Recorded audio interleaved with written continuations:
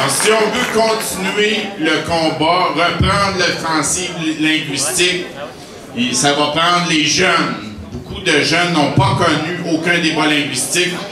Alors, sans plus tarder, nous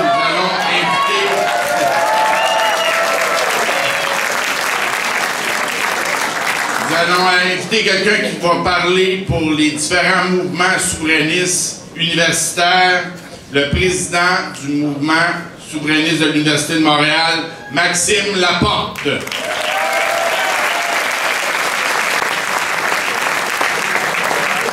Maxime Laporte, je suis étudiant en droit, je suis président du mouvement des étudiants souverainistes de l'Université de Montréal. Ce soir, je parlerai aussi au nom du comité souverainiste du CAM et du comité souverainiste de McGill.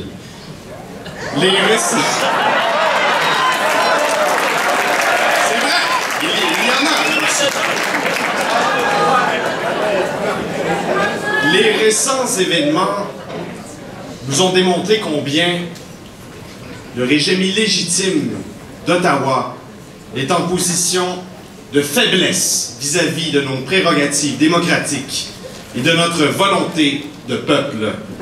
Nous savons que la victoire approche parce que cette ignoble décision de la Cour suprême qui bafoue effrontément nos droits fondamentaux en tant que société distincte, cette décision consiste en un acte désespéré du Canada dans sa volonté de nous canadianiser en nous renfonçant un peu plus profond dans la gorge son ordre constitutionnel illégitime, antidémocratique et auquel nous n'avons jamais adhéré.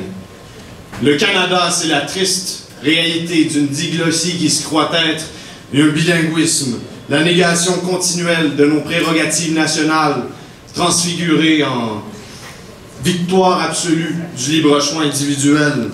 C'est l'usurpation arbitraire de nos pouvoirs constitutionnels, assortis du mépris systématique de notre volonté d'État.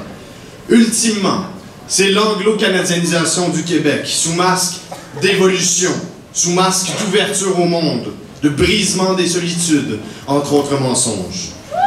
Aujourd'hui, notre génération dit « finissons-en ». Le peuple québécois ne doit obédience à personne d'autre que lui-même. Il devient de plus en plus clair pour nous, les jeunes militants, que le temps est maintenant à l'insubordination. Le temps est à l'indépendance.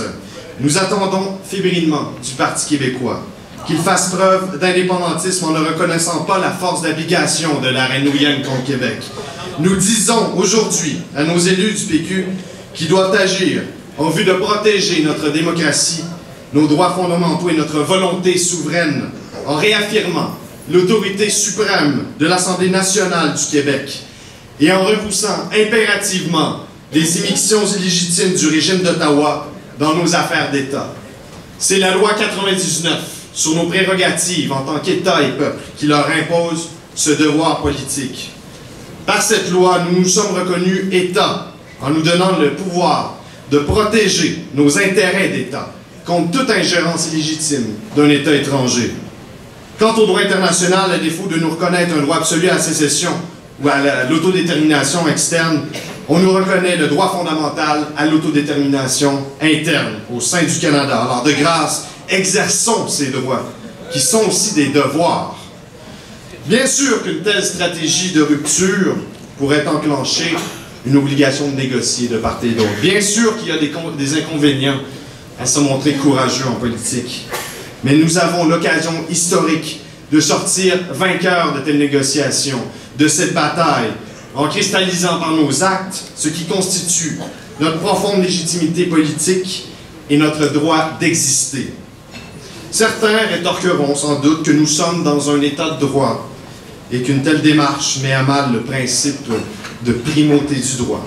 Or, le fait est que le Québec peut bien se passer des dictats de l'État canadien pour assurer la primauté du droit et notre vie démocratique sous notre juridiction en notre pays. Merci.